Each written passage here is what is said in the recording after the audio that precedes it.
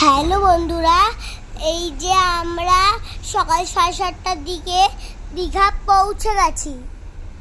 Hotel রুমে গিয়ে rest হয়ে ব্রেকফাস্ট করে নিলাম। তারপর চলে এলাম নিউ দীঘা সি বিচে স্নান করবো বলে। এসে দেখি জোয়ার চলছে, তার জন্য স্নান করা যাবে না। 3 বছর আগে যখন এসেছিলাম তখন ওই পাথরে বসে স্নান করতে গিয়ে ঢেউয়ে ধাক্কায় পাথরে পাপার পিঠ খারাপ হয়ে গেছিল, তাই স্নান না করে বিচে ঘুরে বেড়াচ্ছিলাম। 3 বছর আগে যখন এসেছিলাম তখন আমি হারিয়ে গেছিলাম। আমি কেঁদে কেঁদে বেড়াচ্ছিলাম, প্রায় 1 ঘন্টা পর খুঁজে পেয়েছিল। তাই আবার যেন হারিয়ে না যাই, তার জন্য অনেক ভয় ছিল।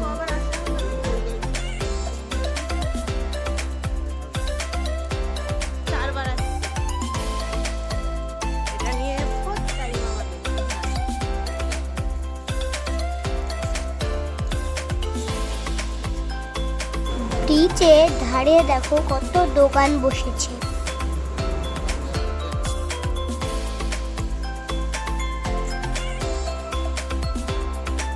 আমি একটু একা একা হাঁটছিলাম, মা পাপা আমার পেছনে ছিল। দেখো আবারও হারিয়ে গেলাম। এদিকে মা পাপা আমাকে লুকিয়ে লুকিয়ে ফলো করছে আর আমার ভিডিও বানাচ্ছে আমি কি করছি তাই। দেখো আমি কত ভয়ে ভয়ে খুঁজছি মা পাপাকে। এদিকে মা পাপা আমাকে নিয়ে হাসাহাসি করছে। এই দেখো এলিনা হারিয়ে গেছে, দিয়ে আমাদেরকে খুঁজে খুঁজে বেড়াচ্ছে। দেখো একা একা ঘুরে বেড়াবে হাত ছেড়ে, দিয়ে খুঁজে খুঁজে বেড়াচ্ছে এলিনা। যাই হোক, খুঁজে পাওয়ার পর আমরা রুমে চলে এলাম। প্রশান খাওয়া দাওয়া সেরে ওর বিকেল বেলায় চলে এলাম জগন্নাথ মন্দিরে। মন্দিরটা খুব সুন্দর আর অনেক বড় এরিয়ার মধ্যে এই মন্দিরটা। আমার তো বিশাল ভালো লেগেছে।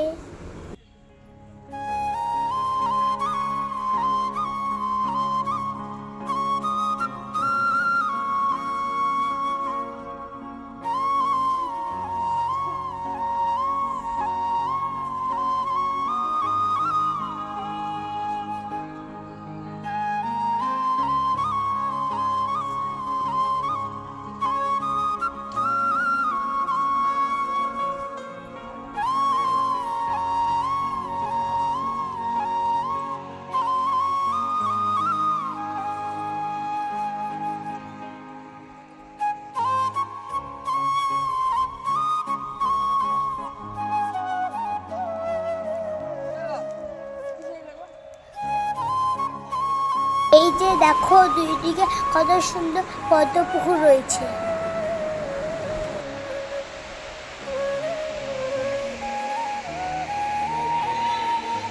এই যে দেখো ইভন ঘুমাচ্ছিল, ইভনের সাথে পাপাও শুয়ে পড়েছে।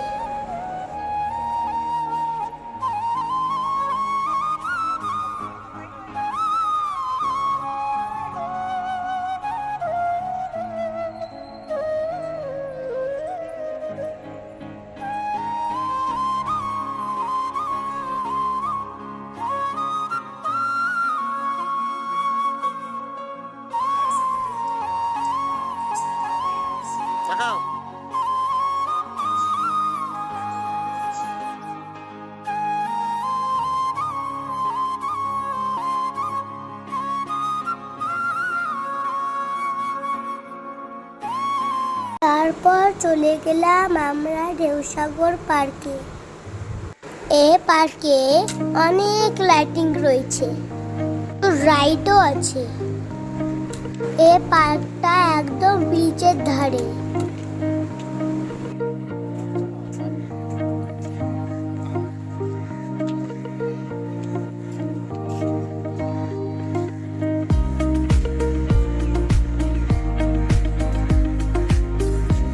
কত গাছপালা আর কত পাখির ডাক শুনে অনেক ভালো লাগছে শুনতে। আমার তো খুব ভালোই লাগছিল।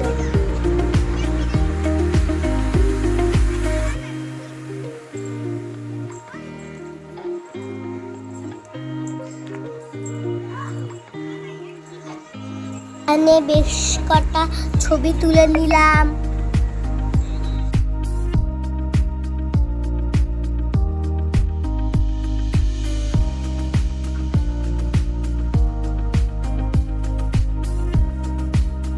নিচের ধারে দেখো কত বড় দোলনা। মা শুধু ছবি ভিডিও করতেছিল, মা নিজে ভিডিওই করতে চাইছিল না, নিজের ছবি তুলতেই চাইছিল না।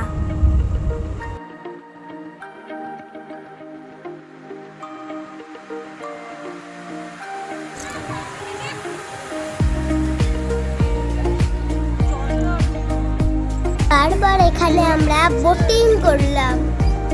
পাশে লাইটিং বোটে সবাই কেমন নাচ গান করছে দেখো।